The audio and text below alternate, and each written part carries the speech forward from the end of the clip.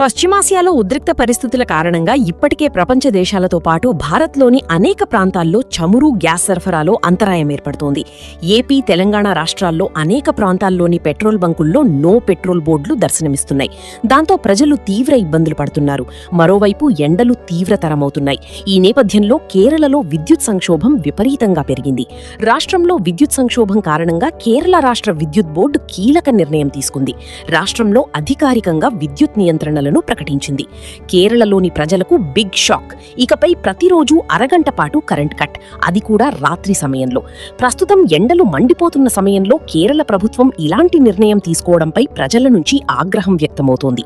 ప్రస్తుతం రాష్ట్ర వ్యాప్తంగా ఉన్న విద్యుత్ సంక్షోభాన్ని అధిగమించేందుకు కేరళ ప్రభుత్వం కీలక నిర్ణయం తీసుకుంది. రాష్ట్ర వ్యాప్తంగా 15 నిమిషాల నుంచి 30 నిమిషాల వరకు విద్యుత్ కోతలు ఉండనున్నట్లు రాష్ట్ర ప్రభుత్వం పేర్కొంది. రాష్ట్రంలో విద్యుత్ వినియోగం అత్యధికంగా ఉండే సమయంలో పంపిణీ వ్యవస్థ ఏమాత్రం దెబ్బతినకుండా ఉండేందుకు పీక్ లోడ్ మేనేజ్మెంట్ పేరుతో ఈ విద్యుత్ నియంత్రణలను అమలు చేస్తోంది రాష్ట్ర ప్రభుత్వం. అలాగే పవర్ కట్ కు సంబంధించిన వివరాలను ముందుగానే మెసేజ్ ద్వారా వినియోగదారులకు తెలియజేస్తున్నారు అధికారులు. ఈ మెసేజ్ లో విద్యుత్ నిలిపివేసే సమయాన్ని ముందుగానే వివరిస్తున్నారు. దాంతో ప్రజలు అందుకు తగిన ఏర్పాట్లు చేసుకుంటారని స్పష్టం చేస్తున్నారు.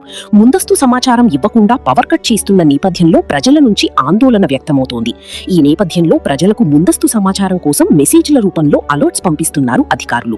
మరోవైపు రాష్ట్రంలో విద్యుత్ సమస్యపై మంత్రి కృష్ణన్ కుట్టి కీలక వ్యాఖ్యలు చేశారు. రాష్ట్ర ప్రభుత్వం మరో 250 మెగావాట్ల విద్యుత్ కొనుగోలుకు సిద్ధమవుతోందని, దాంతో రాష్ట్రంలో పూర్తి స్థాయిలో లోడ్ షెడ్డింగ్ కు అవకాశం ఉండదని అభిప్రాయపడ్డారు.